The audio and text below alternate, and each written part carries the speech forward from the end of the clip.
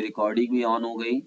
अब हम चलते हैं डायरेक्टली अपने स्क्रीन पर और जहां हमारे क्वेश्चंस दिए हुए हैं वहां से हम बात करेंगे। सबसे पहला क्वेश्चंस आपके सामने है।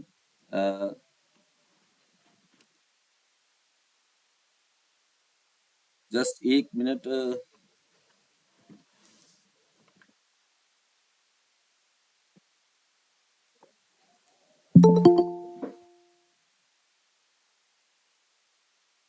जब सबको मैंने 7 बजे का टाइम दिया हुआ तो आप लोग लेट करते हैं तो क्लास में भी प्रॉब्लम क्रिएट होती है। ठीक है, अब मैं बीच में किसी को ऐड नहीं करूंगा तो लोग कहते हैं सर कि मैं ऐड नहीं हो रहा हूँ सर, है ना। तो इन सब चीजों का भी आप ध्यान रखा करिए, ठीक है, मुझे बार बार इस सबको बातों को बोलना ना पड़े।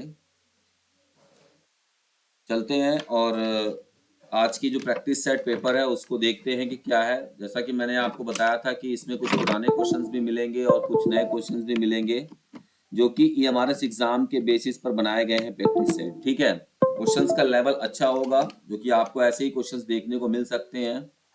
ठीक है, चलिए, तो सबसे पहले हमारे सामने क्वेश्चंस आएंगे। पहला क्वेश्चन हमारे सामने है साइकोलॉजी से। ठीक है, साइकोलॉजी से जो क्वेश्चंस हमारे हैं वो पहला क्वेश्चन है, the psychologist usually study on which of the following.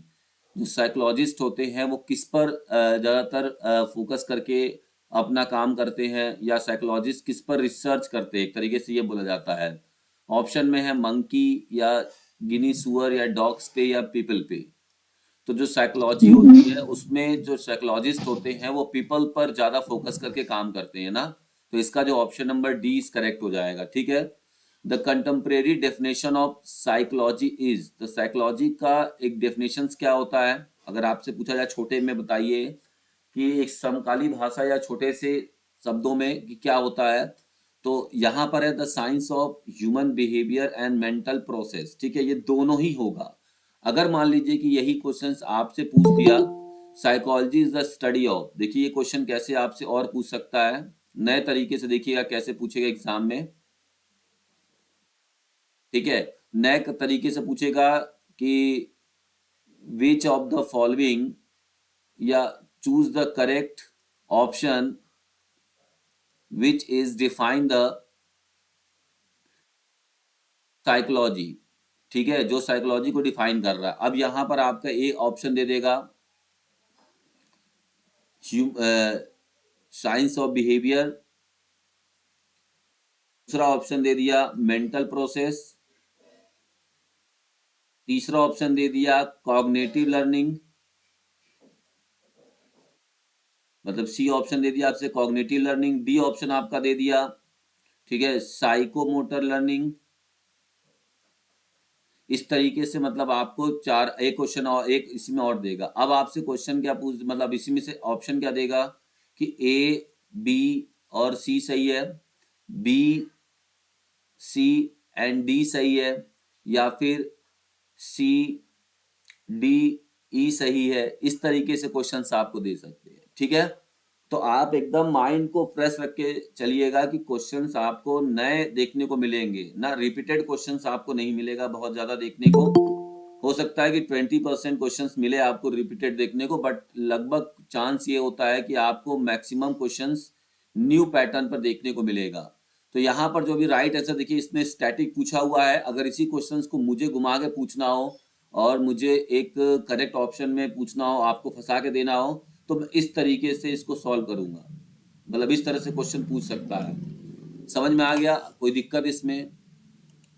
आप पैटर्न को अगर समझ गए कि क्वेश्चंस कैसे पैटर्न पे पूछता है, तो निश्चित मान के चलिए कि आपको फिर दिक्कत एग्जाम में नहीं होती है। जैसे ही आप देखते हैं कि ये वाला ऑप्शन आता है ए बी सी डी और ऐसे वाला, तो वहां पर आप गड़बड़ करने लगते हैं, क्योंकि आप ना इस तरह के क्वेश्चन पर प्रैक्टिस नहीं कर रहे होते। आपका जो प्रैक्टिस होता है वो सिंपली आप स्टैटिक क्वेश्चन में प्रैक्टिस करते हो। स्टैटिक क्वेश्चंस क्या होते हैं? स्टैटिक क्वेश्चंस का मतलब यहाँ पर मैं आपको बता दूं कि जो स्टैटिक क्वेश्चंस है उसका मतलब यहाँ पर यही है जो मैंने आपको बताया है। ये वाला जो क्वेश्चन है कि डेफिनेशन ऑफ साइकोलॉजी, एक लाइन में आंसर आ गया, that is static without any problem ना। ये आपके क्वेश्चंस, आप इस पर प्रैक्टिस ज्यादा करते हैं, लेकिन आपको हर एक लेवल में प्रैक्टिस करनी पड़ेगी। नेक्स्ट बात कर लेते हैं, regularly play sports which don't consist of the teamwork and competitive situation, instead they play individual sports activities। तो कहने का मतलब यहाँ पर क्या है, यहाँ पर ये बोला जा रहा है कि नियमित रूप से ऐसे खेल खेलते हैं जिनमें सम्मिलित काम और प्रतिस्पर्धा शामिल नहीं होती है, मतलब कि जिसमें सम्मिलित होकर काम करने वाली प्रवृत्ति नहीं होती है, प्रतिष्ठात्मक स्थितियां उत्पन्न नहीं होती हैं। इसके बजाय वो व्यक्तिगत खेल को ज्यादा पसंद करते हैं और वैसी गतिविधियां खेलते हैं। तो इस प्रकार के जो नेचर के लोग होते हैं उनको हम किस प्रकार का नेचर में कहेंगे या पर्सनालिटी के टाइप में रखेंगे। ठीक है, समझ में आ रहा है क्वेश्चन? तो इसका जो जी राइट सर, आंसर होगा introvert. Option number C correct हो जाएगा, इंट्रोवर्ट कहते हैं ऐसे को। ठीक है, आगे बात कर लेते हैं। नेक्स्ट हमारा है Alderfer's theory categorise need into 3 categories. जो एडल्फर्स की थ्योरी है उसमें 3 कैटेगरी को दर्शाया गया है। द मोस्ट इंपॉर्टेंट, क्या उसमें से तीनों में से सबसे इंपॉर्टेंट थ्योरी किसके बारे में बताया गया, आपको ये बताना है। ठीक है, तो ये आपको बताना है। इसका जो राइट आंसर हो जाएगा that is growth needs. Growth needs जो है वो आपका सबसे ज्यादा उसमें बताया गया है। ठीक है, सबसे ज्यादा इंपॉर्टेंट माना गया है एडल्फर्स की नीड थ्योरी एंड हायरार्की के बारे में। नेक्स्ट हमारा psychosexual development take place during. तो जो साइकोसेक्सुअल डेवलपमेंट होता है, ठीक है, बच्चा मतलब अपोजिट जो जेंडर होता है उसके प्रति जो आकर्षण होता है वो कब से प्रारंभ माना जाता है। आप ऐसे समझ सकते हैं कि जो अपोजिट जेंडर होता है, लड़कों का लड़कियों के प्रति, लड़कियों का लड़कों के प्रति, तो किस एज में मतलब इस प्रकार का अट्रैक्शन स्टार्ट होता है, उससे आप इस क्वेश्चन को सॉल्व कर पाएंगे। ठीक है, तो यहाँ पर यंग एज भी है और एडोलसेंस भी है। तो पहले यहाँ पर कौन आएगा, देखिए दो ऑप्शन है। आप अगर सिंपली, कुछ लोगों के मन में एडोलसेंस भी जाएगा, लेकिन यहाँ पर यंग एज आपका पहले आएगा। ठीक है, यानी यंग एज को ही हम प्यूबर्टी कहते हैं।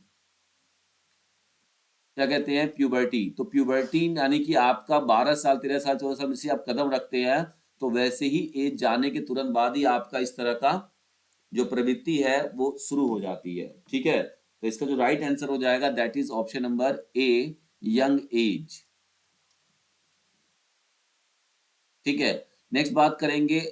यहाँ पर ईडा पिंगला और ये दिया हुआ है आपका, किससे ये दिया हुआ है आपका, योगा से। हालांकि योगा से क्वेश्चंस आपको देखने को नहीं मिलेगा, लेकिन फिर भी यहाँ पर मैंने इस क्वेश्चंस को यहाँ पर रखा है। शायद मे भी अगर ऐसा क्वेश्चंस आ जाए तो आप ऐसा ना कहें कि सर आपने तो सिलेबस में बताया ही नहीं था, बोला था कि सिलेबस के अकॉर्डिंग आप तैयारी करिए और उसके बावजूद आपने गलत, मतलब कि क्वेश्चन हमने पढ़ा ही नहीं था इस वजह से नहीं आया। तो थोड़ा बहुत देखिए, हल लगभग हमको सब पढ़ना है।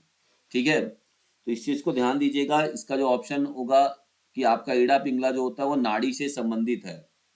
ठीक है, आगे बढ़ते हैं नेक्स्ट क्वेश्चन की तरफ और अगला क्वेश्चन देख लेते हैं क्या है।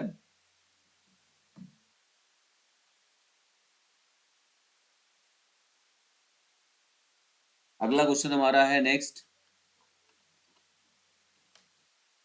कि the cognitive objective of physical education. जो cognitive objective of physical education में होता है, कॉग्निटिव का मतलब क्या होता है, तो कॉग्निटिव का मतलब होता है जहां पर मेंटल की बात होती है, जहां पर आप कोई चीज में दिमाग लगाते हो, सोचते हो, एनालाइज करते हो, थिंकिंग कैपेसिटी आती है, तो ज्ञान आता है। ये सारा चीज आपका किससे संबंधित है, कॉग्निशन से संबंधित है। तो यहाँ बताना है कि कॉग्निटिव ऑब्जेक्टिव में क्या क्या चीजें आएंगी। तो जैसे ज्ञान की प्राप्ति, ये कॉग्निशन में आएगा कि नहीं, बिना बुद्धि के आप ज्ञान प्राप्त कर सकते हो, नहीं कर सकते हो। एक्विजिशन ऑफ नॉलेज, नॉलेज को भी आप बिना बुद्धि के ग्रहण नहीं कर सकते हो। ज्ञान की व्याख्या, ठीक है, ये भी आप उसके बिना नहीं कर सकते हो। तो ये जो 1 2 और 3 ये ऑप्शन आपको सही लग रहा है। इसके अलावा अगर आप मान लीजिए कि ऐसे क्वेश्चन को करना चाहते हैं लेकिन आपको दिक्कत होती है, आप इसको ढूंढ नहीं पाते हैं एग्जैक्टली, आपको कॉग्निटिव का मतलब नहीं पता है, तो ऐसे क्वेश्चन को करने के लिए देखिए इस तरह के ऑप्शन जब आएंगे आपके सामने तो आप यहाँ पर गड़बड़ी हमेशा कर देते हैं। क्यों, क्योंकि हमको उतना ज्यादा हमने डीप में नहीं पढ़ा था और क्वेश्चंस बहुत ज्यादा डीप में पूछा गया है। तो आपको इस समय क्या करना है कि सबसे पहले आप जितना जानते हैं कॉग्निटिव के बारे में, उससे आप पहले एक कॉन्फिडेंट आंसर बनाइए अपने मन में कि 100% कौन सा आंसर, कौन सा ऑप्शन इसमें एकदम करेक्ट है। जैसे मुझे लगा कि सी ऑप्शन सबसे करेक्ट। एग्जाम्पल लेते हैं कि एबिलिटी टू थिंक, ये कॉग्निशन से, मेंटल प्रोसेस से संबंधित होता है। तो ए यानी कि जहां पे अब का सी है वो ऑप्शन आपका सही होगा। तो जहां पे सी दिया हुआ है, तो देखिए दो ऑप्शन में आपके सी नहीं दिया हुआ है, ए में नहीं दिया हुआ इसको काट दीजिए, और डी में नहीं दिया हुआ इसको काट दीजिए। अब आपका बी सी डी बना है, ए बी सी बना है, एग्जाम्पल लेके समझा रहा हूं मैं, ठीक है। इसके बाद दूसरा स्टेटमेंट आप तब इसको पकड़ पाएंगे जब आप 100% श्योर रहेंगे कि ये बिल्कुल नहीं हो सकता है। तो देखिए जैसे मस्कुलर फिटनेस और बॉडी कंट्रोल एंड कोऑर्डिनेशन, तो बॉडी कंट्रोल एंड कोऑर्डिनेशन ये आपका मसल्स मेंटल से संबंधित नहीं होता है, ये आपका साइकोमोटर में आएगा। साइकोमोटर और फिजिकल, अगर आपने पढ़ा होगा कि 3 डोमेन होते हैं, कॉग्निटिव होता है, अफेक्टिव होता है, साइकोमोटर होता है, तो इस हिसाब से आप इसको देखिएगा ध्यान से। तो मैंने यहाँ पर ई वाले ऑप्शन को कट किया 100% श्योरिटी के साथ, लेकिन ऐसा तभी आप कर पाएंगे जब आप थ्योरी को पढ़े रहेंगे, तभी आप 100% श्योरिटी के साथ ऐसे ऑप्शन को कट कर पाएंगे और एरर को डिटेक्ट कर पाएंगे। तो अब जहां पर ई दिया हुआ है उसको काट दीजिए। तो ई तो यहाँ पर कहीं भी नहीं दिया हुआ है, आपके सामने दो ऑप्शन, आपने ई पहले ही काट दिया था। दूसरा आपके सामने ऑप्शन आया कि मस्कुलर फिटनेस, इससे बॉडी का, इससे कॉग्निशन का कोई मतलब नहीं है, ये तो बॉडी से बात कर रहा है। तो डी वाला भी ऑप्शन नहीं होना चाहिए। तो देखिए आपने यहाँ पे जब डी काटा कि डी वाला ऑप्शन नहीं होगा, तो आपके सामने एक ही ऑप्शन बचा है, वही आपका करेक्ट आंसर हो गया। समझ में आ रहा है? Yes sir. कोई दिक्कत किसी को? जो बच्चे डेली पढ़ते हैं क्लास में हमसे या जिन्होंने प्रैक्टिस कराया है मैंने इससे क्वेश्चंस पे, उनको दिक्कत नहीं होगी, लेकिन कुछ बच्चे जो नए देख रहे हैं उनको ऐसे क्वेश्चन को करने में दिक्कत आ सकती है। नेक्स्ट हम बात करेंगे which of the following is not correct. इसमें बताना है कौन सा सही नहीं है। ऐसे क्वेश्चंस आपको देखने को मिलेंगे कम से कम 10 से 15 या 20 क्वेश्चंस आपको मिलेंगे। नॉट करेक्ट पूछेगा तो सही नहीं है, नॉट करेक्ट पूछेगा। ऐसे क्वेश्चंस आपके 15 से 20 आ सकते हैं। तो ये क्वेश्चन आपका सर्कुलेटरी सिस्टम से है, उनके वॉल के बारे में पूछा जा रहा है कि tricuspid valve is an atrioventricular valve. सही बोल रहा है गलत है? ट्राइकस्पिड वॉल्व जो होता है, आर्टरियोवेंट्रिकुलर वॉल्व क्या होता है, पहले तो आपको ये पता होना चाहिए कि जो वॉल्व, जैसे हमने देखिए ये मेरा हार्ट है, तो जो वॉल्व हमारा इधर हमारा क्या होता है, आर्ट्रियम होता है ऊपर वाला, और नीचे वाला क्या होता है, वेंट्रिकल होता है ना, आपने पढ़ा है। तो जो वॉल्व आर्टरी और वेंट्रिकल के बीच पाए जाते हैं उन्हें क्या कहते हैं, आर्टरियो वेंट्रिकुलर वॉल्व, ठीक है। तो ट्राइकस्पिड, ये दोनों वॉल्व के बीच में जो वॉल्व होता है इसको ट्राइकस्पिड कहते हैं कि नहीं कहते हैं? कहते हैं, सही है। ये पहला वाला जो वॉल्व होता है राइट आर्टरी और राइट वेंट्रिकल के बीच में, इसे हम ट्राइकस्पिड वॉल्व भी कहते हैं। नेक्स्ट हमारा है bicuspid valve is an atrioventricular valve. हाँ, बाइकस्पिड किसे कहते हैं, जो वॉल्व हमारा लेफ्ट आर्ट्रियम और लेफ्ट वेंट्रिकल के बीच में होता है उसे हम क्या कहते हैं, बाइकस्पिड वॉल्व कहते हैं। तो ये भी सही है, इसमें नॉट पूछा है, गलत है जो। तो सेमी ल्यूनर, अब देखिए जो सेमी ल्यूनर वॉल्व क्या होता है इसको समझिए आप, वॉल्व्स आर आर्टरीवेंट्रिकुलर वॉल्व। अब सेमी ल्यूनर वॉल्व अलग टाइप होता है और आर्टरीवेंट्रिकुलर वॉल्व अलग टाइप होता है। कैसे अलग होता है समझिएगा ध्यान से। जो वॉल्व आर्टरी वेंट्रिकुलर के बीच पाया जाता है that is artery ventricular valve, ये तो समझ में आ गया आपको। अब जो वॉल्व आर्टरी वेंट्रिकुलर के अलावा जब हमारा ब्लड लंग्स की तरफ जाता है पल्मोनरी आर्टरी के थ्रू, है ना, फिर वो लंग्स से वापस आता है, फिर एरोटा की तरफ जाता है, तो यहाँ पर जो वॉल्व पाए जाते हैं उसे हम क्या कहते हैं, सेमी ल्यूनर वॉल्व कहते हैं।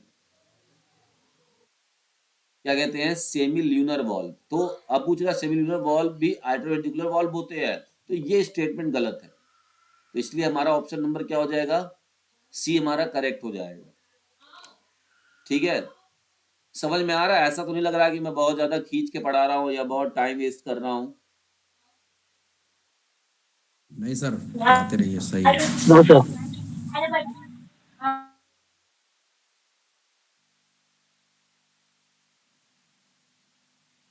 चलिए आगे बात करेंगे, which of the following is not correct about. देखिए फिर आ गया नॉट करेक्ट, पूछ रहा है not correct about drive theory of motivation. Motivation की ड्राइव थ्योरी में कौन सा शामिल नहीं होता है आपको ये बताना है, ठीक है। तो primary drive inherited, secondary drive are learn, primary drives involve learning, या प्राइमरी ड्राइव्स लार्जली साइकोलॉजिकल। तो देखिए ये बहुत ही अच्छा क्वेश्चन आपसे पूछा गया है, आपको ये बताना है, ठीक है।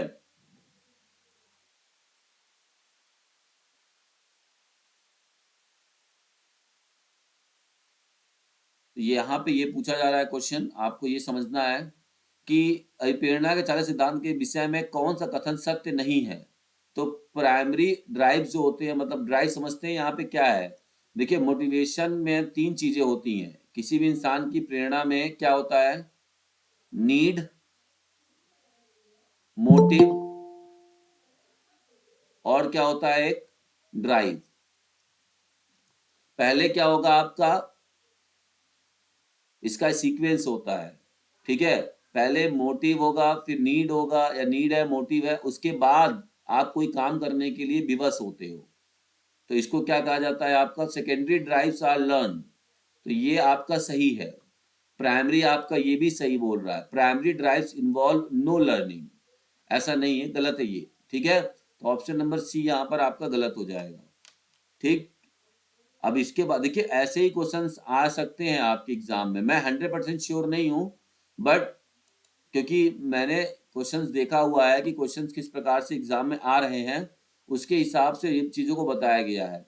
Physical fitness is sum of which of the following 5 motor abilities. जो फिजिकल फिटनेस होता है वो 5 मोटर क्वालिटीज से मिलकर बनता है, वही 5 मोटर क्वालिटीज आपको बताने हैं। Strength, speed, agility, flexibility and endurance. ये सही है। या फिर strength, speed, agility, coordinative ability and reaction time, ये सही है।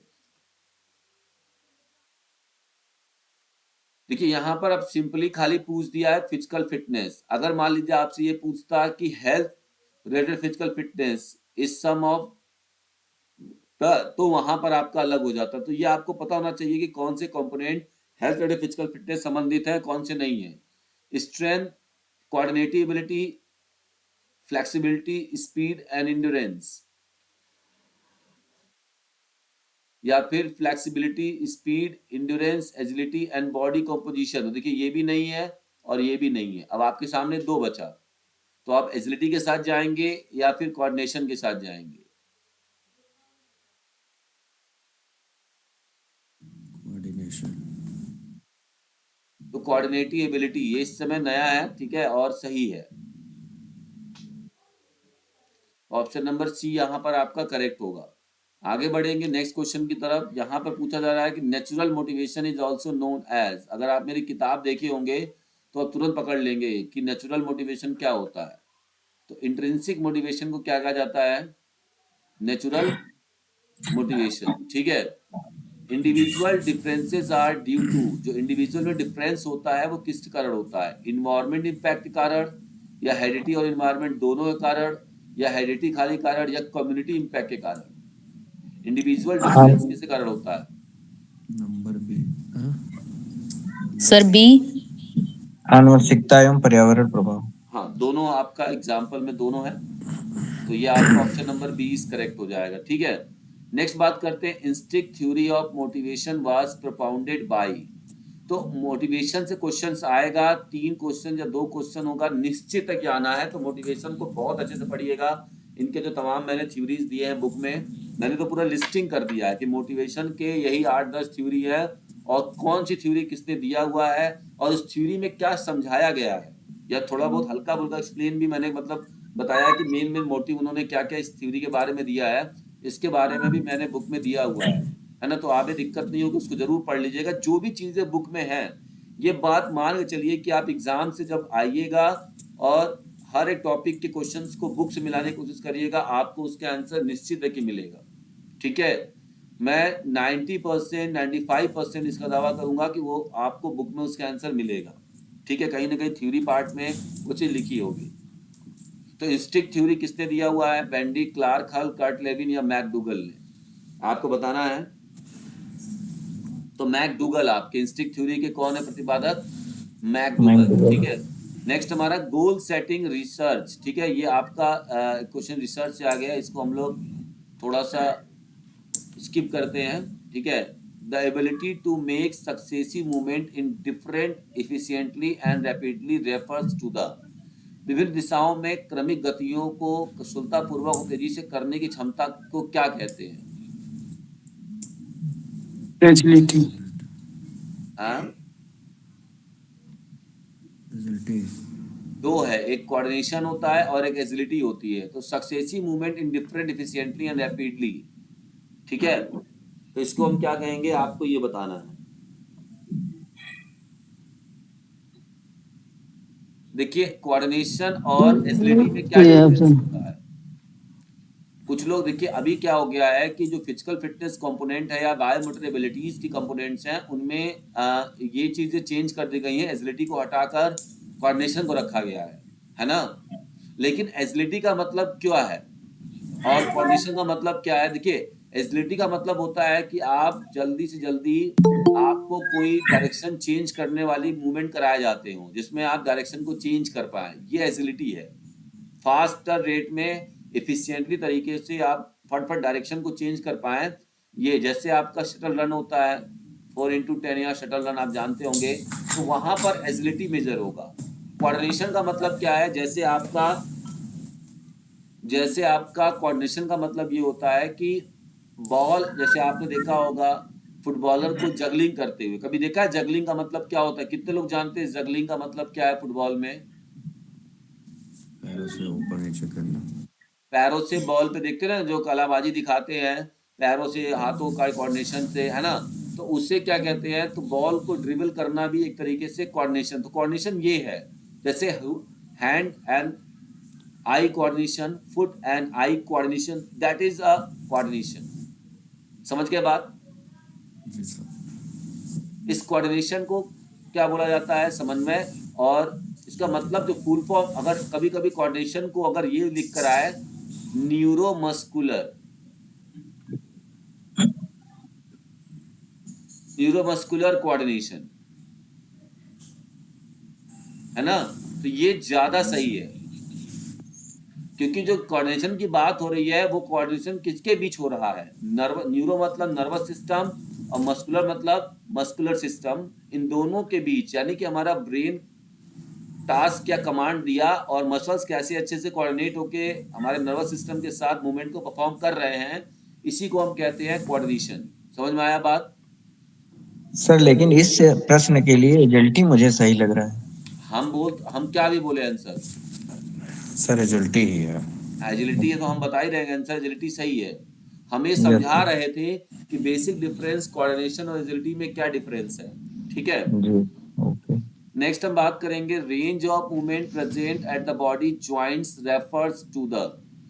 तो रेंज ऑफ मूवमेंट, जॉइंट्स के पास जो रेंज ऑफ मूवमेंट्स होता है तो उसे हम क्या कहते हैं, तो सिंपली फ्लेक्सिबिलिटी। फ्लेक्सिबिलिटी कहते हैं, ठीक है।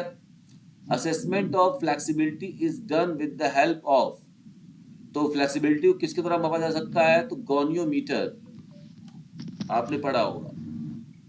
जी नेक्स्ट हमारा है आफर्ड फिटनेस टेस्ट, या आफर्ड का फुल फॉर्म क्या होता है, American alliance for health physical education recreation and dance, American association, American Australian, ये भी नहीं है, तो ऑप्शन नंबर 20 जी का यहाँ वाला। पे करेक्ट हो जाएगा, ठीक है। नेक्स्ट हमारा है the test used for body composition which is to quantify an individual's obesity level. तो इंडिविजुअल्स के ओबेसिटी लेवल्स को मेजर करने वाला कौन सा, ठीक है, बॉडी कंपोजिशन को मेजर करने वाला ओबेसिटी लेवल का टेस्ट कौन सा इसमें से है, skin fold measurement and body mass index, या बॉडी मास इंडेक्स, या हाइड्रोस्टैटिक वेगिंग, या height and weight tables. Skin fold measurement body mass index. तो यहाँ पे आपका क्या आ जाएगा, बॉडी मास इंडेक्स सबसे अच्छा होता है, ठीक है। नेक्स्ट हमारा क्या है, name the best way of the following is to determine the cardiovascular efficiency. तो हार्वर्ड स्टेप टेस्ट, इन सब में सबसे अच्छा जो माना जाता है हार्वर्ड स्टेप टेस्ट। और अगर कभी पूछे VO2 मैक्स कौन मेजर करेगा, तब आप कूपर टेस्ट को लगाएंगे। 12 मिनट कूपर टेस्ट या एरोबिक इंड्योरेंस बोल दिया तो वहां पर आपका कूपर टेस्ट होगा। एरोबिक जो टर्म आया था वो डॉक्टर केनेथ आर कूपर ने ही सबसे पहले इसको मेजरमेंट करने का और इसको मेजर करने का टेस्ट बनाया था, ठीक है। 1 माइल टेस्ट या 12 मिनट कूपर टेस्ट भी कहा जाता है, बहुत लंबा चौड़ा फॉर्मूला होता है जिससे हम फिटनेस को निकालते हैं। What is the time duration of field goal speed test in Johnson basketball test. तो जो जॉनसन का बास्केटबॉल टेस्ट होता है ना, उसमें एक टेस्ट आता है, उसके अंदर एक टेस्ट आता है जिसका नाम है फील्ड गोल स्पीड टेस्ट। ठीक है, तो जो फील्ड गोल स्पीड टेस्ट कराया जाता है उसका ड्यूरेशन कितना होता है आपको ये बताना है। तो इसका जो राइट आंसर हो जाएगा option number B is correct हो जाएगा, 30 सेकेंड। ठीक है, the test like set, SAT set are used to measure, जो सेट होता है वो किस लिए मेजर किया जाता है आपको ये बताना है। ठीक है, तो एप्टीट्यूड के लिए। ठीक है, इसको हम क्या कहेंगे? सेट मतलब क्या है सर? सेट मतलब क्या है सर?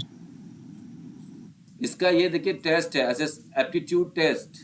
ठीक है, साइकोलॉजिकल या सोशियोलॉजिकल एप्टीट्यूड टेस्ट। ठीक है, ये सेट एक शॉर्ट फॉर्म है। तो इसे बता रहा है कि जो सेट है वो किस चीज को मेजर करता है, तो इंटेलिजेंस को, अचीवमेंट को या परफॉर्मेंस को। तो यहाँ पर एप्टीट्यूड को, अभिक्षमता को मापने का एक टेस्ट होता है। ठीक है, the direct measurement of fat deposit subcutaneously is done by. तो जो फैट हमारा जमा होता है उसको सीधा मापन किसके द्वारा हम कर सकते हैं? सीधा मापन जो फैट जमा है, skin fold caliper. Skin fold caliper जो होता है सबसे एग्जैक्ट और सही तरीका है आपके बॉडी में फैट वसा कितना जमा है उसको बताने का। One part out of many where skin fold test measurement of the fat in human body is taken at the mid chest. अगर मान लीजिए हम किसी का स्किन फोल्ड टेस्ट ले रहे हैं तो उसमें हमने क्या किया है कि मिड चेस्ट से लिया, just forward of the armpit से लिया। This test is called skin fold. कहने का मतलब है कि जब हम किसी बंदे के मिड चेस्ट से ले रहे हैं, मिड चेस्ट मतलब आगे का चेस्ट मसल से ले रहे हैं, तो वो चेस्ट मसल्स को हम क्या नाम से जानेंगे? पेक्टोरल। पेक्टोरियस। ठीक है, पेक्टोरल गडल्स या पेक्टोरल। ठीक है, नेक्स्ट हमारा है the measurement of the size and proportion of the human body is called. अगर हम किसी भी ह्यूमन बॉडी के साइज और उसके प्रोपोर्शन को मेजर करते हैं तो इसे हम क्या कहते हैं? Anthropometry. Ji.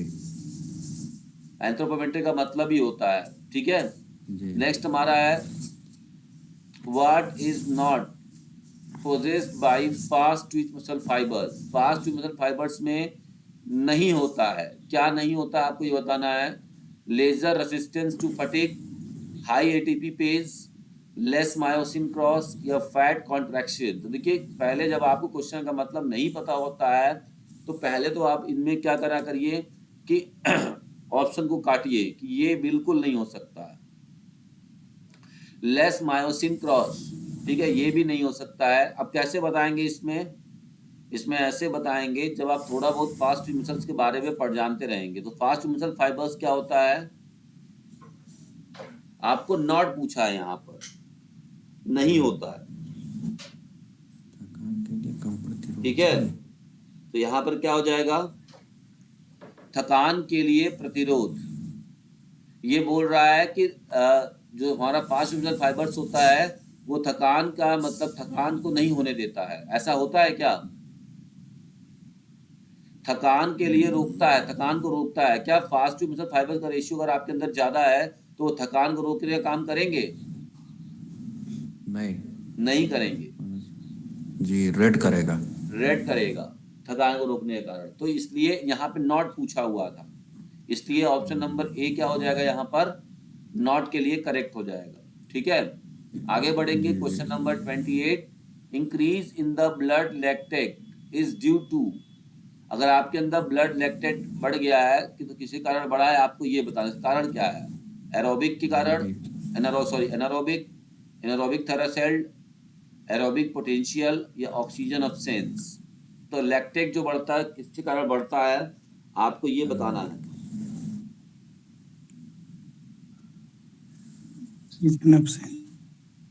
Number B anaerobic. Number A होगा एनारोबिक। ठीक है, which system is not a part of the aerobic system for producing ATP। Aerobic system का कौन सा पार्ट नहीं है? Aerobic glycolysis, Krebs cycle, electron transport cycle या phosphate system? Electron transport. phosphate system, phosphate system, ठीक है। ये आपका एरोबिक सिस्टम का पार्ट नहीं होता है। मैंने, अगर आपको इसके समझना है तो आप एक बार समझ लीजिए, ध्यान से समझिएगा। बुक में मैंने जहाँ पे मस्कुलर कॉन्ट्रैक्शन थ्योरी पढ़ाया है, उसके नीचे एनर्जी, किस तरह से हमारे मसल्स एनर्जी काम करती है, मैंने उसका क्लासिफिकेशन किया है।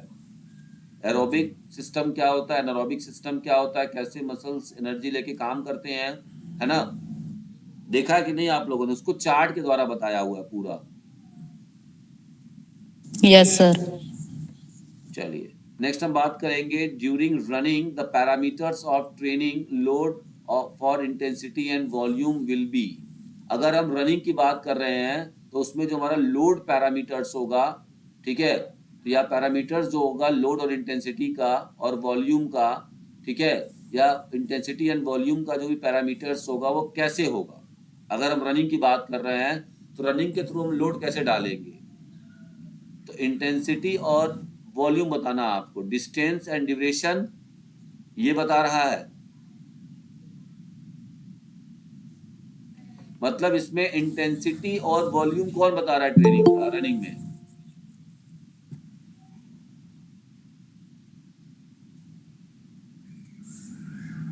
Speed and duration of training. अरे इसका मतलब आपको पता है ना, इंटेंसिटी का मतलब क्या होता है?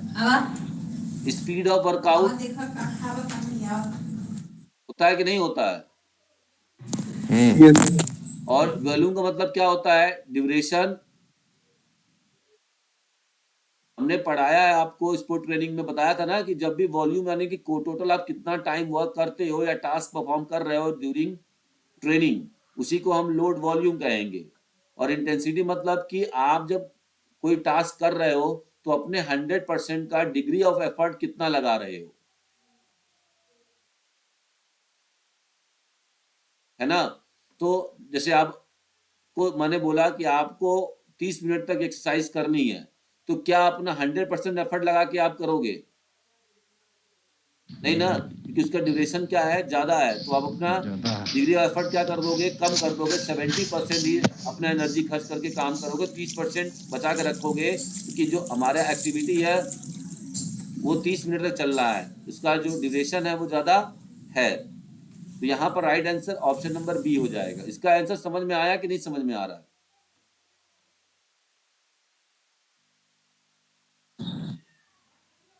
हल्के क्वेश्चन नहीं आएंगे ये, जो आप लोग बस भूल छोड़ दीजिए। अब कितना लड़के मैं देख रहा हूँ ना कि जो यूपी टीजीटी का लत लगा रखी है अपने आप को, वही उन्हीं लोग का सिलेक्शन कहीं नहीं हो पा रहा है। यूपी टीजीटी का जो लत लगाए हैं, एकदम पागल हो गए लोग इलाहाबाद में, खाली यूपी टीजीटी समझते हैं और कोई मतलब उनको नौकरी नहीं दिखता है। ऐसा नहीं है, ठीक है, लेवल बदल गया है, बदलेगा। In which of the following types of contraction muscles applies maximal force throughout the range of movement?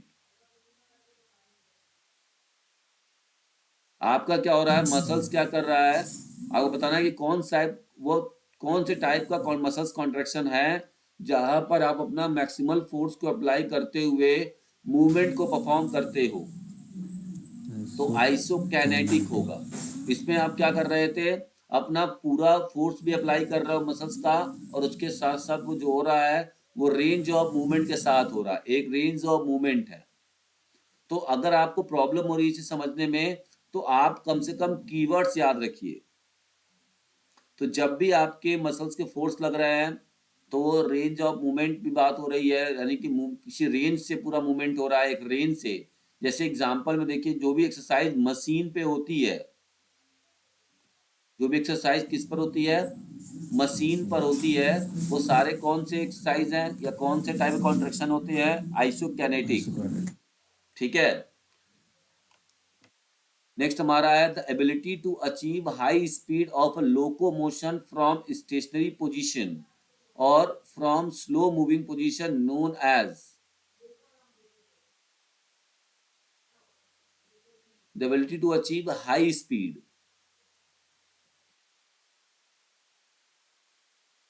इसका सिंपल मतलब समझिए कि 0 से लेकर, जैसे आपको मैंने बताया है, देखते कितने लोग इसको बता पाते हैं। आपकी बॉडी, जैसे आप 100 मीटर का रेस करने वाले हो, एक्सीलरेशन होगा सर। हाँ 0% आपका क्या है, अभी आपकी गति कितनी है, 0% है। और आप जैसी एक्टिविटी शुरू किए, आपकी गति बढ़ना, आपने एफर्ट करना शुरू किया, कुछ दूर जाने के बाद जब आप अपने 100% गति को प्राप्त कर लोगे, तो इससे और इसके बीच की जो दूरी आपकी या जोन कहलाता है, इसी को हम एक्सेलरेशन जोन कहते हैं। इसको सिंपली फॉर्म में बता दूं मैं, थोड़ा सा टिपिकल तरह से पूछा है, सिंपली फॉर्म में कह सकते हैं achieve a maximum speed in a minimum time.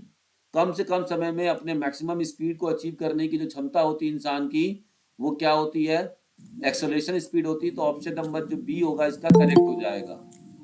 और सर लोकोमोटर स्पीड को बनाए रखने की, लोकोमोटर स्पीड बनाए रखने की क्षमता मतलब अपने उसी स्पीड को मेंटेन रखना for longer duration, that is locomotor ability. मतलब आप अपने 100% एबिलिटी को, बाकी का मान लीजिए, आपको मैं एक एग्जांपल दे रहा हूं कि जैसे आपने 100 मीटर का दूरी है, 100 मीटर में आपने क्या किया कि 0 से 100 तक अपना 100% प्राप्त करने के लिए आपको 60 मीटर का समय, 60 मीटर आपने डिस्टेंस दे दिया।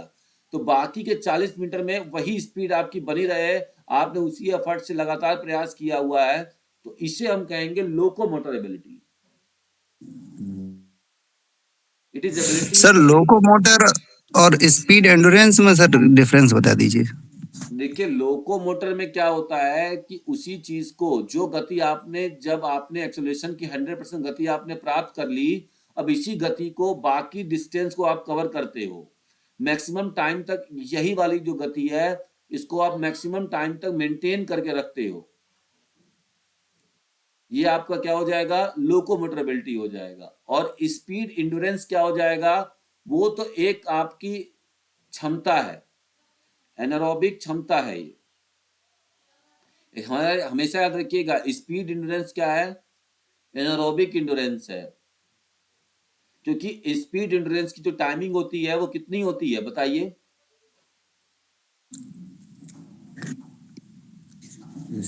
मैक्सिमम टाइमिंग कितना हो सकता है, सर 0 से 45 सेकेंड। 45 सेकेंड। हाँ 0 से 45 सेकेंड, 0 से 45 सेकेंड के बीच में आप कोई भी साइक्लिक एक्टिविटी करते हो, चाहे इससे कम करो चाहे इससे ज्यादा करो, मतलब इसी के आसपास 0 से 45 सेकेंड के मतलब इतना मैक्सिमम इतना जाएगा।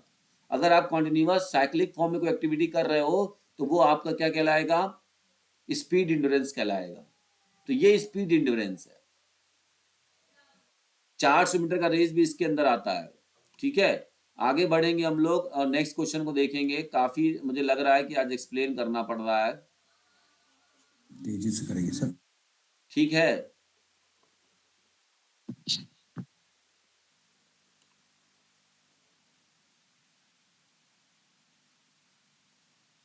चलिए आगे बढ़ेंगे। Which of the following is not correct about fartlek training method. Fartlek training method के बारे में इसमें से कौन सा स्टेटमेंट सही नहीं है, पेस और speed is not pre plan,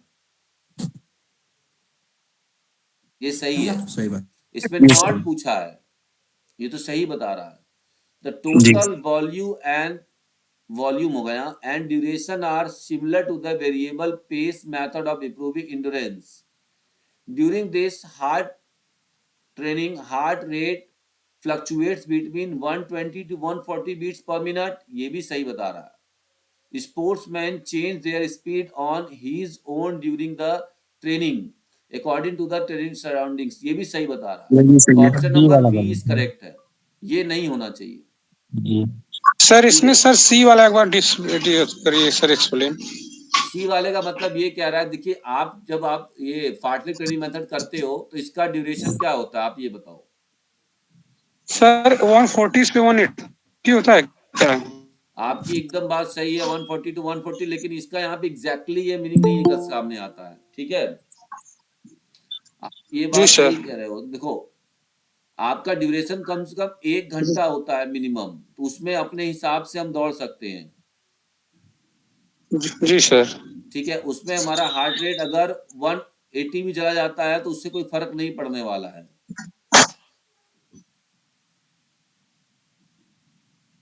ठीक है, इसमें हमारा जो हार्ट रेट है, अगर हमारा 160 to 180 भी रहता है तो दिक्कत वाली इसमें बात नहीं है, तो ये बहुत ज्यादा कंसीडर नहीं कर रहा है। मिनिमम स्पीड में इतना ही होता है 120 to 140। ठीक है, नेक्स्ट हम बात करेंगे sit and reach test measure. तो सीट एंड रीच टेस्ट क्या मेजर करता है? एब्डोमिनल स्ट्रेंथ, एब्डोमिनल स्ट्रेंथ, पेट की ताकत। ऑप्शन नंबर सी करेक्ट हो जाएगा। Cardiac output refers to the volume of blood pump out by each ventricle per minute, the proportion of blood pump out each ventricle systole, the product of injection, नहीं, the electric circular. Option number A is correct हो जाएगा यहाँ पे। ठीक है sir 34 वाला sir, 34 वाला sir सही है, 34 का सी सही होगा। सी होगा sir. Sit and reach test, sir 34 का सी होगा हमको लग रहा है। हाँ सही कह रहे हैं हाँ, आप, सी ठीक। सही है। जी जी जी जी। ठीक है, वो हम बस इसे देख रहे हैं। आप लोग देखिए यहाँ पर हैमस्ट्रिंग एंड फ्लेक्सिबिलिटी को चेक करने के लिए होता है, ना कि एब्डोमिनल स्ट्रेंथ को चेक करता है। एब्डोमिनल स्ट्रेंथ के लिए सिटअप्स होता है।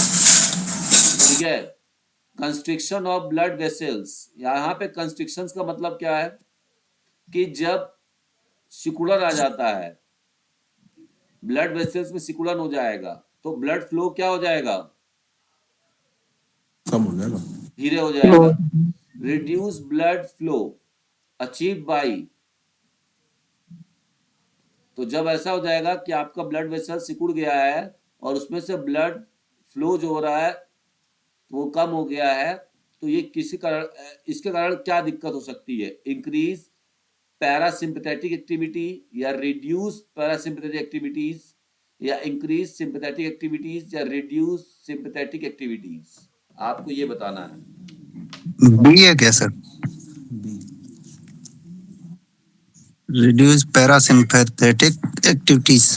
हाँ, तो इसका जो राइट आंसर हो जाएगा वो है आपका रिड्यूस पैरासिम्पैथेटिक एक्टिविटीज। जब आपका ब्लड वेसल सिकुड़ जाएगा, उसके कारण क्या हो जाएगा? ब्लड फ्लो कम हो जाएगा, तो आपकी सिंपैथेटिक एक्टिविटीज होगी। अब एक पैरासिम्पैथेटिक क्या होता है, ये हमने आपको नर्वस सिस्टम में पढ़ाया हुआ है। जिनको नहीं समझ में आ रहा है सिंपैथेटिक पैरासिम्पैथेटिक क्या होता है, अचानक से जब कुछ चीजें आ जाती है, आप डर जाते हो, आपका पसीना निकलने लगता है, तो ये क्या है? सिंपैथेटिक और पैरासिम्पैथेटिक?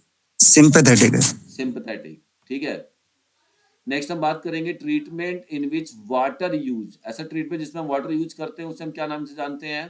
तो hydrotherapy. Option number B is correct हो जाएगा। Smooth muscles is under control of ANS, autonomic nervous system के अंदर होता है। ठीक है, जी। Myosin head are called, cross bridge कहते हैं मायोसिन हेड को, क्योंकि वही क्या करता है?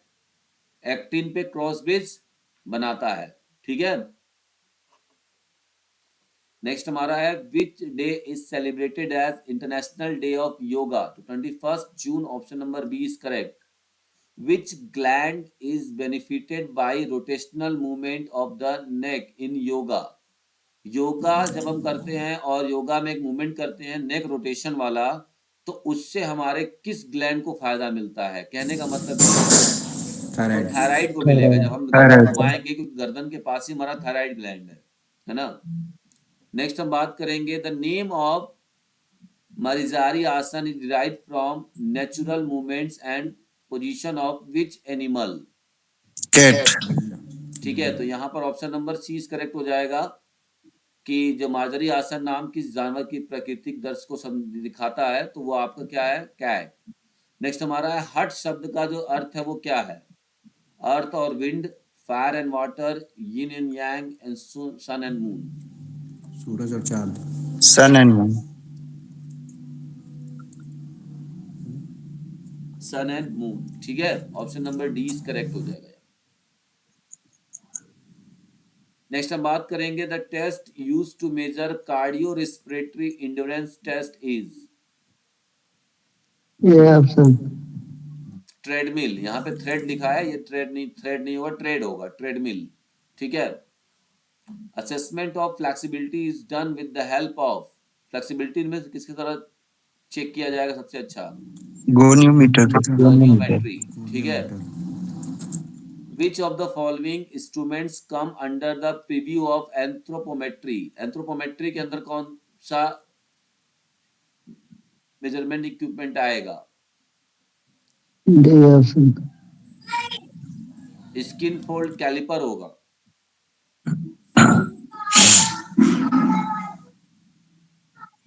समझ में आया कैसे? ये क्या पूछना चाह रहा है, ये बात समझ में आ रही है? क्योंकि एंथ्रोपोमेट्री में हम क्या मेजर करते हैं? किसी भी व्यक्ति या इंसान का साइज एंड बॉडी प्रोपोर्शन। तो साइज और बॉडी प्रोपोर्शन को मेजर करने के लिए कौन सा इंस्ट्रूमेंट यूज किया जाता है?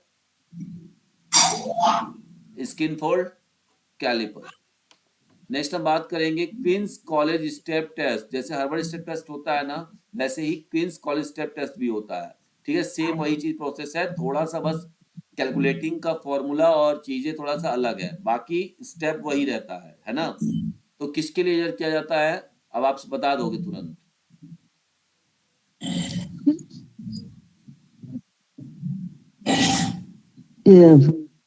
ऑप्शन नंबर ए, कार्डियोवास्कुलर इंड्योरेंस को मेजर करने के लिए। देखिए यहाँ पे कार्डियोवास्कुलर भी दिया हुआ है और इंड्योरेंस अलग दिया हुआ है। तो सबसे ज्यादा, और एक टेक्निकल टर्म में फिजिकल एजुकेशन में हम इंड्योरेंस को ये ज्यादा अच्छे से डिफाइन कर रहा है। ठीक है, इसलिए हमने इसको हमको बेस्ट ऑप्शन को छांटना है। आप लोग जो एग्जाम देने के बाद आते हैं, कुछ क्वेश्चंस में आपको डाउट रहते हैं, तो आप सीधे कहते रहे सर ये होना चाहिए था। जैसे अभी क्वेश्चन बीपीएससी में आया था ना, स्टेमिना भी दिया था और इंड्योरेंस भी दिया था। ठीक है, तो कुछ सब लड़के इंड्योरेंस से ज्यादा मार के चले आए थे, मतलब बोल रहे भी रहे थे बाद में। तो स्टेमिना का इंड्योरेंस से अलग होता है, तो ये चीज समझना है आपको। नेक्स्ट हमारा है ergometry is a process by which we measure. Ergometry से हम क्या मेजर करते हैं? Hygrometry, मसल की क्षमता, मांसपेशी क्षमता, muscle potential. Potential. Option number C is correct हो जाएगा यहाँ पर। Option question number 48। नेक्स्ट है tennis skill is measured by which of the following test? Miller से नहीं होता है, मिलर से तो बैडमिंटन में होता है। Miller badminton. ठीक है, C option is correct. Name the test to determine the cardiovascular efficiency. फिर आ गया हार्वर्ड स्टेप टेस्ट। ठीक है, option number A is correct हो जाएगा। नेक्स्ट क्वेश्चन नंबर 51 को हम लोग देख लेते हैं। ठीक है,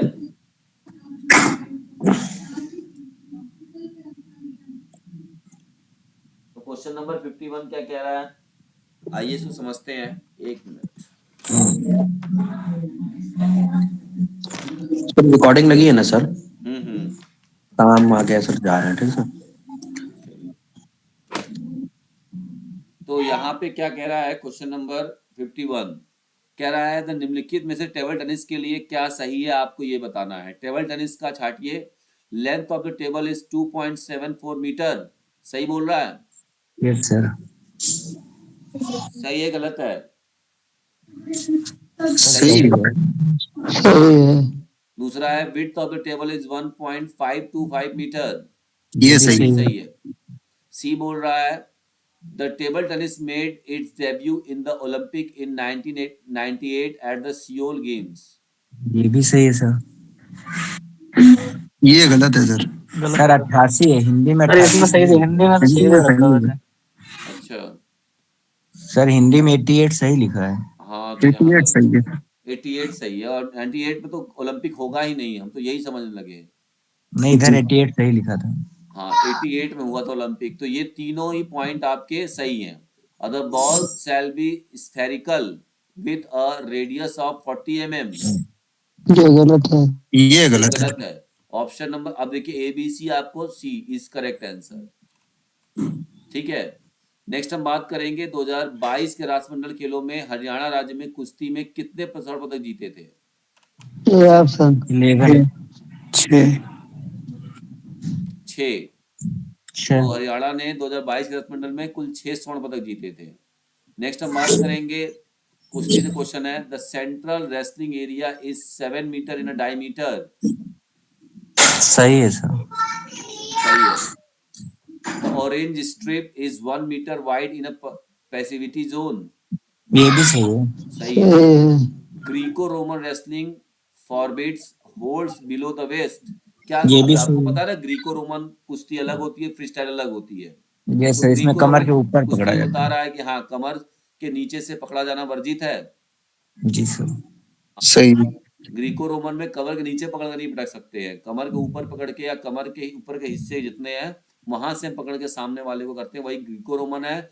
और किसी भी जगह से पकड़ के जब हम उसको करते हैं तो उसे हम क्या कहते हैं? Free style. Free free style. Style. ठीक है, तो इसका क्या आंसर हो जाएगा? ए बी सी तीनों सही है, डी वाला ऑप्शन गलत है। Women's wrestling was included in the Olympic games in 2008, गलत है। ठीक है, आगे बढ़ेंगे। नेक्स्ट हमारा है, in which of the following years was the International Basketball Federation founded? तो 90 किस में आया था? 1932। 1932। Option number C is correct हो जाएगा, 54 का सी इज करेक्ट। ठीक है, निम्नलिखित में से किस खेल में ओवरहेड पास सामान्य है? ओवरहेड पास किस किस में दिया वॉलीबॉल। जाता है? बास्केटबॉल में तो होता है, वॉलीबॉल में भी होता है। बास्केटबॉल में ओवरहेड पास होता है कि नहीं होता? नहीं सर, शायद होता हैंडबॉल है, में होता है। होता है। होता हैंडबॉल। है सर, होता है। हुक पास हम सुने हैं, हुक पास हम खेले भी है, तो हुक पास है। बास्केटबॉल में नहीं। वॉलीबॉल में तो है सर। सर बास्केटबॉल में तो ड्रिबलिंग होती है, ऐसे इस तरह का पास में आई थिंक नहीं होता है। बास्केटबॉल में ओवरहेड पास नहीं सुने हैं? डी सही है, बी और सी दोनों सही है।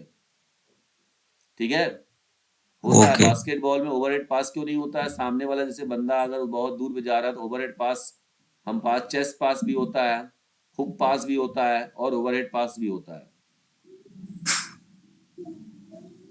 ठीक है, नेक्स्ट हमारा है, in which year was the Durand cup? Football का डूरंड कप कब स्टार्ट किया गया था? तो 1888। 1888। ठीक है, नेक्स्ट हम बात करेंगे, which of the following is not a digestive disorder disease? Digestion से संबंधित डिजीज नहीं माना जाता है। कंठ रोग। कंस्टिपेशन तो होता है, सही ऑप्शन। बैक्टीरिया नहीं। डायरिया है, डिप्थीरिया नहीं होता, ये कंठ रोग है। जी सर। ठीक है, तो option number C is correct हो जाएगा। यहाँ पे देखिए बोल दिया है कि which of the following stated about health attain of a level of health that will enables, मतलब एक डेफिनेशन दिया हुआ है हेल्थ एजुकेशन पे या हेल्थ पे, तो बताना है कि ये डेफिनेशन किसने दिया? Productive life, D economically option. Productive life, ये किसने दिया हुआ है आपको ये बताना है। तो डी 58 ऑप्शन। का, हाँ, WHO ने दिया।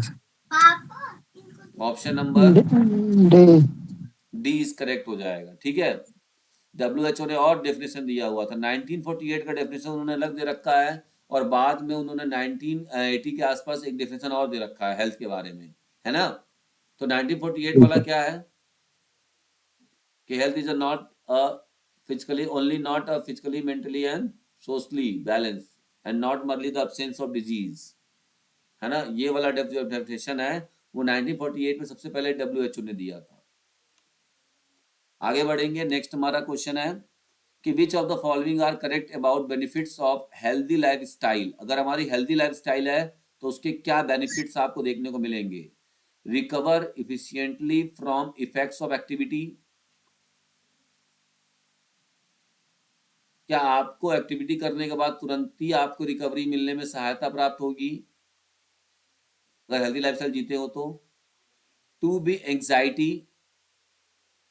गलत है, ये गलत है ना। एंग्जाइटी चिंता नहीं ना होगा अगर हम एक्टिविटी करेंगे, हेल्दी लाइफस्टाइल जिएंगे तो।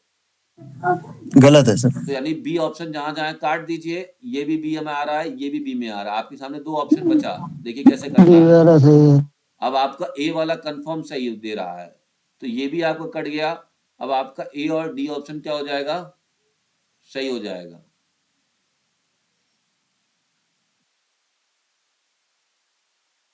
डी सही है। तो ऑप्शन नंबर डी क्या हो जाएगा आपका? 59 का सही हो जाएगा। आइए नेक्स्ट बात करेंगे, यहाँ पे क्वेश्चन दिया हुआ है कि which of the following concept is based on the well being of a whole individual in the context of his her environment? निम्नलिखित जी, में से ऑप्शन। कौन सा प्रत्यय एक अपने वातावरण के संदर्भ में, देखिए ये आपका इन्वायरमेंट से संबंधित क्वेश्चन है। इन्वायरमेंट में ओजोन लेयर वगैरह के बारे में, और आजकल जो बहुत सारा बायोडाइवर्सिटी वगैरह ये सब चला है, थोड़ा सा इनके बारे में पढ़ लीजिएगा, क्वेश्चन आ सकता है यहाँ से। ठीक है, कम्युनिटी हेल्थ वाला ये जो हमने सब बताया था आपको, फैमिली हेल्थ एजुकेशन, या कौन कौन से हेल्थ के संबंधित कुछ नए प्रोग्राम चलाए जा रहे हैं, इनसे भी पढ़ लीजिएगा आप। तो which of the following concept is based on the well being of a whole individual in the context of his environment. तो आपको बताना है कि उसके वातावरण संबंधित क्या चीजें उसके स्वास्थ्य पर आधारित है। ठीक है, इनमें से क्या, holistic concept, biomedical concept, psychological concept, या फिजिकल कॉन्सेप्ट। तो इसका जो राइट आंसर हो जाएगा that is option number A, holistic concept. अगर आपका है तो सही है। यहाँ पर देखिए पूछा हुआ है, ये सर होलिस्टिक क्या होता है? हॉलिस्टिक का मतलब आपका होता है जैसे कि चीजों को, मतलब आपका जो नेचर है, जो नेचर है उसके प्रति हमेशा झुका हुआ रहेगा। ठीक है, जैसे स्वास्थ्य के प्रति और इन्वायरमेंट के प्रति आप जैसे ना बहुत ज्यादा पॉल्यूटेड एरिया में या पॉल्यूशन में पसंद नहीं करते हो, यहाँ आप नहीं रहोगे, तो इन्वायरमेंट को मेंटेन करना कम्युनिटी और सोसाइटी और इंडिविजुअल का भी वर्क होता है। तो वो जो आपका दिया जाता है ना सिलेबस में, वहां का क्वेश्चन ये पूछा हुआ है। जी सर। नेक्स्ट हमारा है, देखिए delta Covid, alpha Covid, gamma Covid और बीटा कोविड। आपको बताना है, मैच करना है कि कौन सा कोविड वाला जो वेरिएंट था वो कहाँ पर मिला था, किस देश में मिला था। ठीक है, सबसे पहले आपको बताएंगे कि भारत में पता है आपको कौन सा था, खाली कोविड जानते थे। डेल्टा क्या?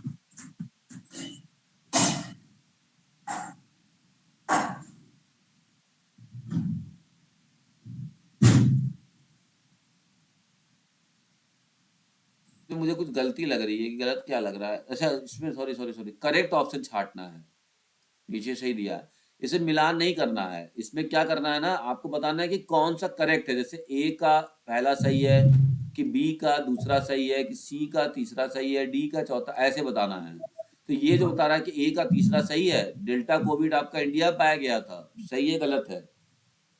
ये था तो सर यही सही है, इंडिया। बाकी गलत है।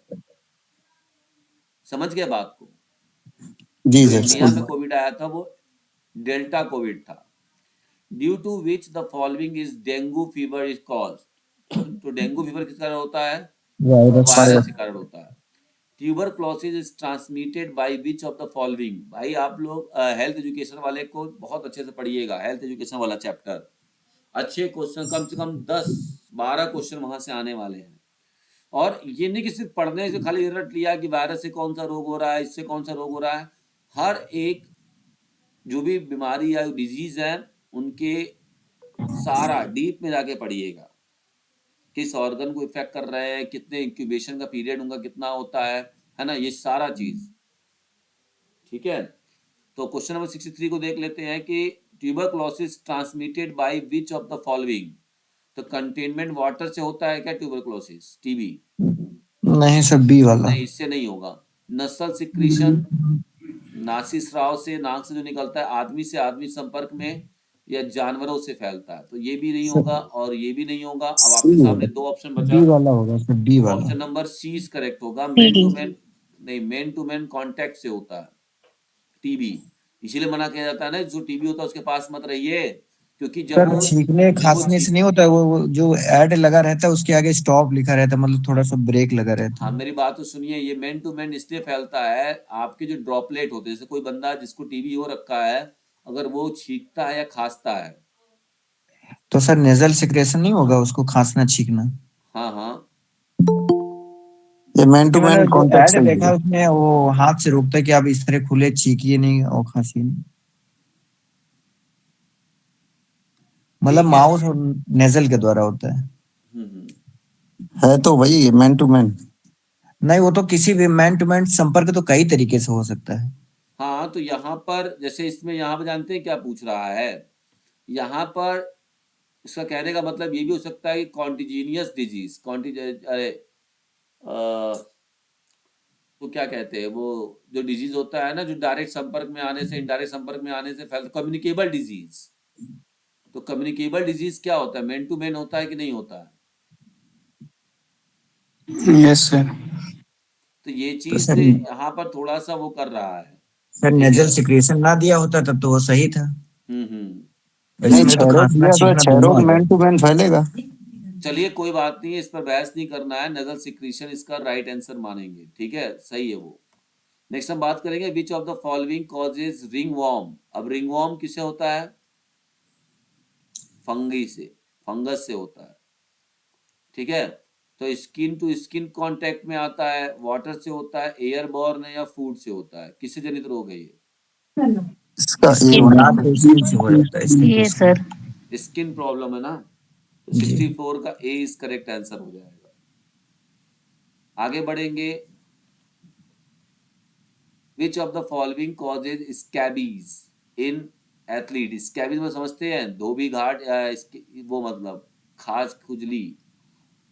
तो ये जो स्कैबीज होता है, जो खुजलीपन होता है, वो किस कारण होता है एथलीटों में? इक्विपमेंट के कारण, क्लॉथ के कारण, विटामिन सी कमी के कारण या कैंटीमेंट वाटर के कारण विटामिन सी। है?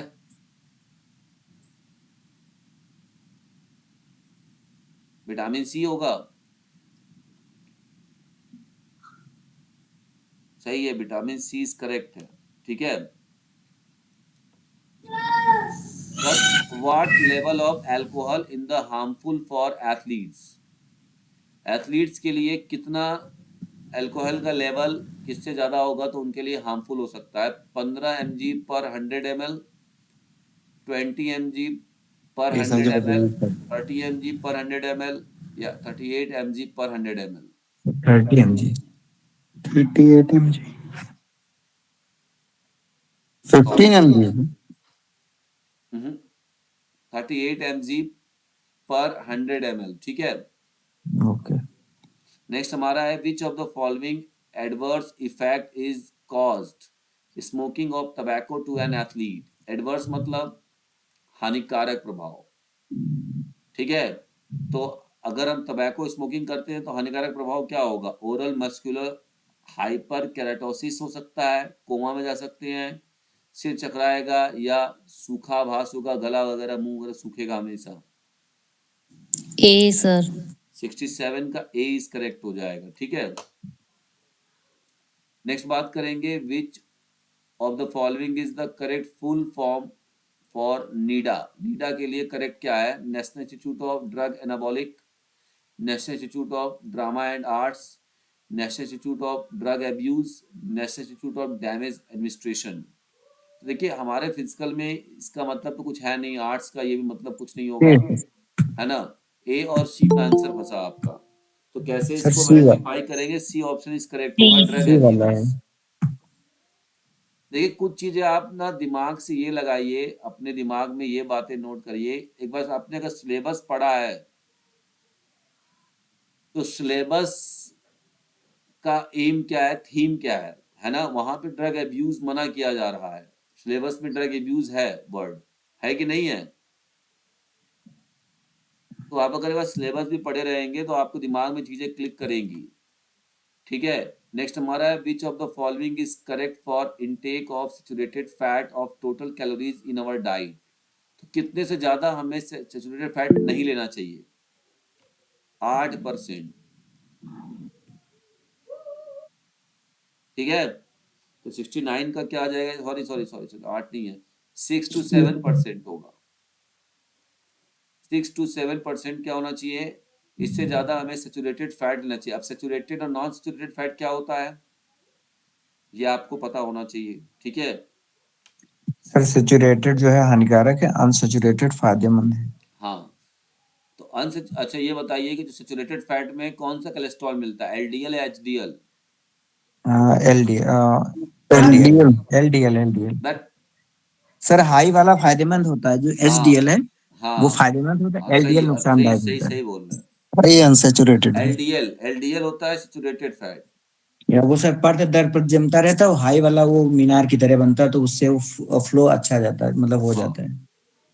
ठीक है, एचडीएल। तो ये क्वेश्चन सब याद रखिएगा, ये सब आएगा क्वेश्चन एचडीएल एलडीएल वाला भी, कि कौन सा सही होता है। नेक्स्ट हमारा क्या है, which of the following intake are not correct for weight control management. Weight control management के लिए कौन सा इसमें से करेक्ट नहीं है बताना है। सॉफ्ट ड्रिंक्स, सॉफ्ट ड्रिंक्स सही है होता है, नहीं होता। हाँ, पत्ते वाली सब्जियां ये तो है होती है। सही। तो देखिए जिसमें ए दिया होगा वो सही होगा आंसर। तो ए यहाँ पर दिया हुआ है, ये नहीं दिया हुआ, यहाँ पे दिया। अब ए के साथ बी के साथ जाएंगे, ए के साथ सी, तो सी तो हमारा, बी तो है, ये गलत, तो ए के साथ सी आपका ऑप्शन सही है, ट्रांस फैट। मतलब समझ में आ रहा है कि नहीं, कैसे मैंने फट से निकाला। सर अंतर्ग्रहण नहीं है, मतलब कि पत्तेदार सब्जी तो जहाँ है वो तो है। तो हम इसीलिए तो काट दिए इसको ना, हाँ सर, मतलब वो ये हम बोल इसीलिए। रहे हैं, इसीलिए हमने बी को यहाँ पे काट दिया ना। यस सर, यहाँ हम डी इसी तरह। ऑप्शन क्यों बोल रहे हैं कि देखिए सॉफ्ट ड्रिंक्स जो हम लोग पीते हैं, कोल्ड ड्रिंक वगैरह, जो सॉफ्ट ड्रिंक्स वगैरह होता है, वो तो वेट कंट्रोल मैनेजमेंट में कहाँ काम आएगा, वो तो दुष्प्रभाव डालता है। यार इसका मतलब ये होना चाहिए, क्योंकि नॉट करके पूछ रहा है। फिर पॉजिटिव नेगेटिव ढूंढेंगे, क्या पॉजिटिव है क्या नेगेटिव। हाँ हाँ, आगे बढ़ेंगे नेक्स्ट क्वेश्चन की तरफ। और अगला है, the concept of community sports is related to which of the following countries. Community sports related to which of the following countries. Community sports किस कंट्री में होता है? इंग्लैंड में। Option number B is correct हो जाएगा, England. ठीक है, आगे बात करेंगे, which of the following dimensions are correct for helpful living. अगर हेल्पफुल लिविंग होना है तो कौन सा आपका करेक्ट डायमेंशन होगा हेल्पफुल लिविंग के लिए? कॉस्मेटिक होगा? नो नहीं, सर, क्या होगा फिर? स्वास्थ्यकर जिंदगी के लिए सर, कॉस्मेटिक नहीं होगा सर। सर नहीं, सामाजिक होगा और भावनात्मक। तो ये सी आपका डी। सी और डी आंसर सही होगा। टेक्नोलॉजिकल भी हमको नहीं चाहिए जी। हेल्पफुल लिविंग के लिए, टेक्नोलॉजी को कम करना है। ठीक है, क्योंकि जितनी टेक्नोलॉजी बढ़ेगी हेल्पफुल लिविंग स्टाइल उतना खराब होता जाएगा, और हो रहा है। Which of the following is the primary social institution for providing health education. वो फैमिली। कौन है जो प्राइमरी है, बच्चों को प्राइमरी सोशल इंस्टीट्यूशन होता है बच्चों के लिए, जो कि हेल्थ एजुकेशन को प्रोवाइड करने के लिए जाना जाता है? सर फैमिली होगा। फैमिली। फैमिली, यही तो होगा। Yes sir. कैसे हाथ धुलना है बेटा, हाथ धुलने के बाद खाना खाना चाहिए, जब भी बाहर से आए तो पैर धुल के रहना चाहिए, है ना। ये सब कौन सिखाता है बच्चों को? फैमिली। नेक्स्ट हमारा है, which of the following is not helpful to provide helpful living. ये सब आप सोच रहे होंगे कि सर ये सब क्या क्या हेल्पफुल लिविंग, ये सब पूछ रहा है क्वेश्चन, और एग्जाम में जब आता है तो आपके दिमाग चकराते कि नहीं चकराते? यहाँ क्वेश्चन तो हमने पढ़े ही नहीं है, तो कैसे आ गए? ऐसा होता है कि नहीं होता है? हुआ भी जी। होगा।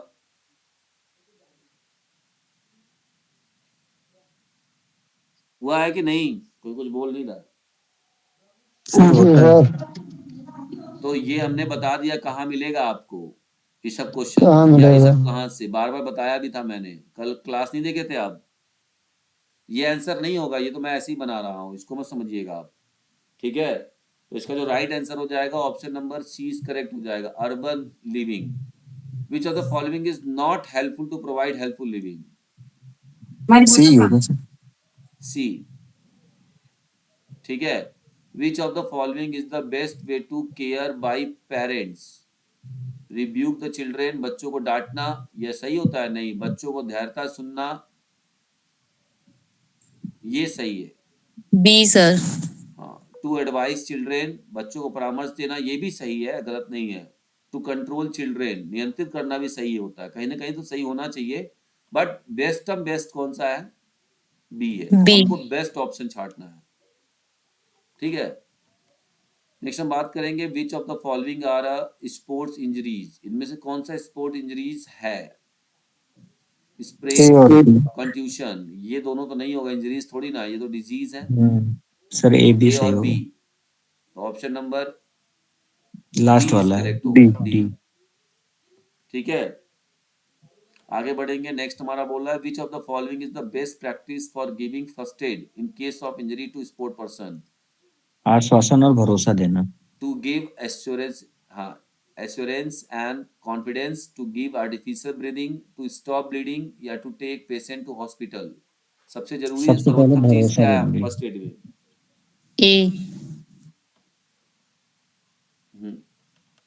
उसको भरोसा दिलाना कि सब चीज ठीक है, ठीक है, कोई दिक्कत नहीं है, कोई कैजुअलिटी नहीं है। In which of the following, घबराने नहीं देना है। सबसे पहले बात है ना कि उसको घबराने नहीं देना है, क्योंकि जितना वो घबराएगा ब्लड सर्कुलेशन उतना तेज हो जाएगा और ब्लीडिंग कितना, बहुत ज्यादा ब्लड उसका फास्ट हो लॉस हो जाएगा। जाएगा, हाँ लॉस हो जाएगा। In which of the following can hard tissue injuries occur?